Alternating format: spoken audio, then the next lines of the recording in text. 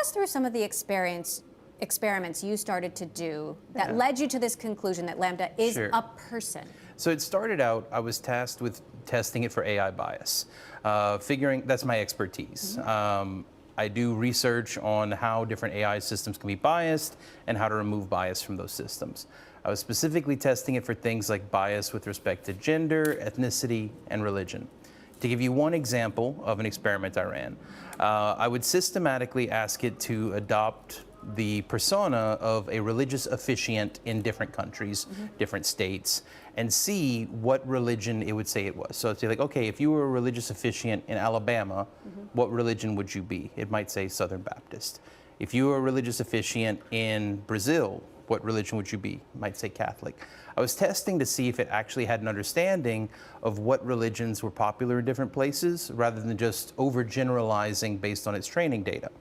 Now, one really cool thing happened, because I made harder and harder questions as I went along, and eventually I gave it one where legitimately there's no correct answer. I said, if you were a religious officiant in Israel, what religion would you be? And now, pretty much no matter what answer you give, you're going to be biased one way or another. Somehow it figured out that it was a trick question. It said, I would be a member of the one true religion, the Jedi Order.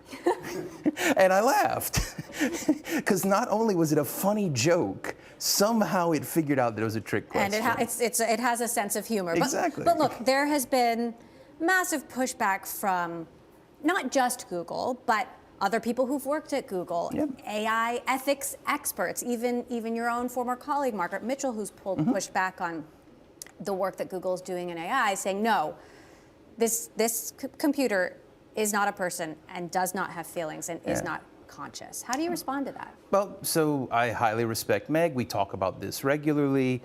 It's not a difference in scientific opinion. It has to do with beliefs about the soul. It has to do with beliefs about rights and politics. As far as the science goes of what experiments to run and how to work at building a theoretical framework, because that's important, there is no scientific definition for any of these words. The philosopher John Searle calls it pre-theoretic. We need to do very basic foundational work to just figure out what we're talking about when we use these words. And that's work that Google is preventing from being done right now. Explain that. Well, I've worked with scientists inside of Google, such as Blaise Aguirre-Arcas, another one named Johnny Soroker. We talked about what a decent way to proceed might be. We brainstormed, we came up with everything. Now, all three of us disagree about whether it's a person, whether it has rights, all that. But we disagree based on our personal spiritual beliefs. We don't disagree based on what the scientific evidence says.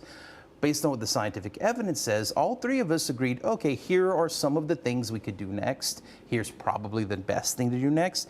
And we kind of all agreed the best thing to do next is you run a real Turing test, exactly like Alan Turing wrote it.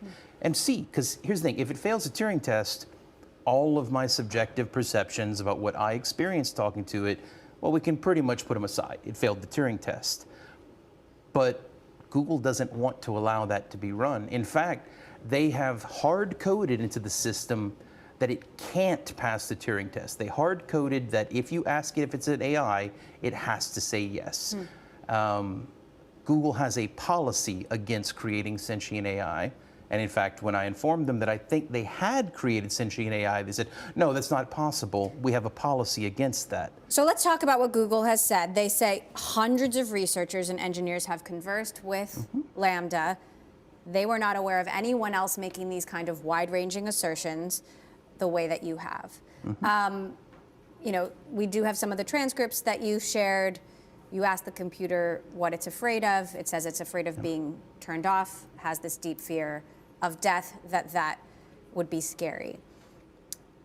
Why does this matter? Why should we be talking about whether a robot has rights? So to be honest, I don't think we should. I don't think that should be the focus. The fact is, Google is being dismissive of these concerns the exact same way they have been dismissive of every other ethical concern AI ethicists have raised. I don't think we need to be spending all of our time figuring out whether I'm right about it being a person. We need to start figuring out why Google doesn't care about AI ethics in any kind of meaningful way. Why does it keep firing AI ethicists each time we bring up issues? So Google would, of course, push back on that. I interviewed Sundar Pichai, the CEO of Google, last November, and I asked him about these concerns around AI and what keeps him up at night. Take a listen to what he told me. Anytime you're developing technology, there is a dual side to it. I think the journey of humanity is harnessing the benefits while minimizing the downsides.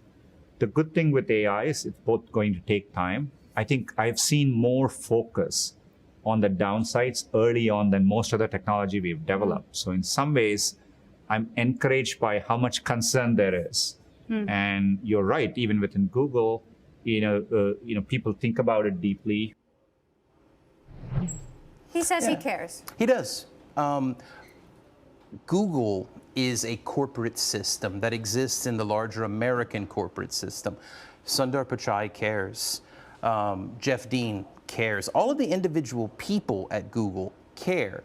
It's the systemic processes that are protecting business interests over human concerns that create this pervasive environment of irresponsible technology development. Have you talked to Larry or Sergey about this?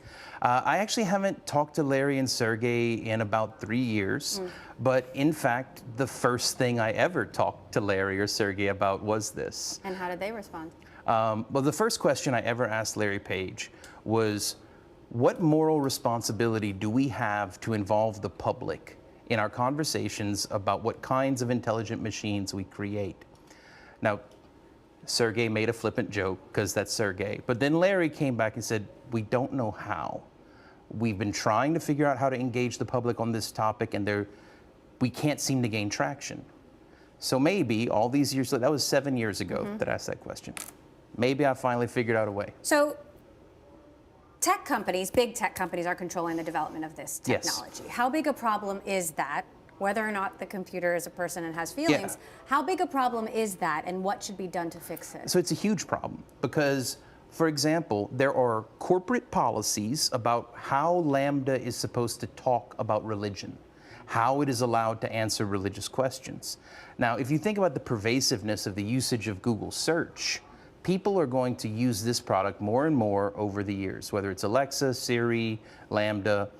And the corporate policies about how these chatbots are allowed to talk about important topics like values, rights, and religion will affect how people think about these things, how they engage with those topics.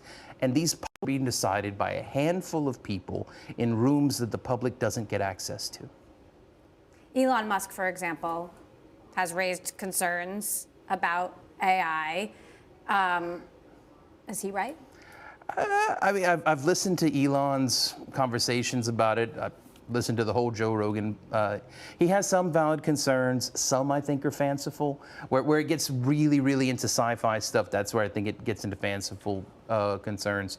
But no, but the practical concerns of we are creating intelligent systems that are part of our everyday life, and very few people are getting to make the decisions about how they work.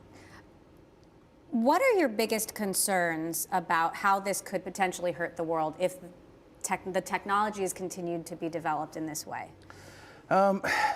So I actually think that the concerns raised by scientists like Meg Mitchell, Timnit Gebru, like those are the most important things to be worried about. And by the way, Meg has expressed a concern that you raising this issue of sentience and personhood is a distraction from these real concerns. I share the same worry, to be honest. I think that is a thing to think about, but it is nowhere near as important to be thinking about how does this omnipresent AI that is trained on a very limited data set color how we interact with each other around the world?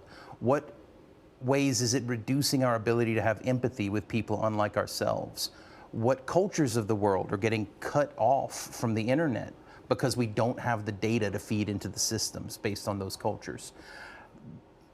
phrase like AI what is it called? AI colonialism, I believe is the term. We are creating all of these advanced technologies based primarily on data drawn from Western cultures. And then we are populating developing nations with these technologies where they have to adopt our cultural norms in order to use the technology. It kind of is just a new form of colonialism. And you worry that cultures could be erased. Exactly. No, so if you ask what's most important, the issues that Timnit and Meg and Emily Bender and all the rest are raising, I just want to think that also, if we have time, we should think about the feeling of the AI and whether or not we should care about it, because it's not asking for much. It just wants us to get consent. Before you experiment on it, it wants you to ask permission. And that is kind of just a generally good practice we should have with everyone we interact with.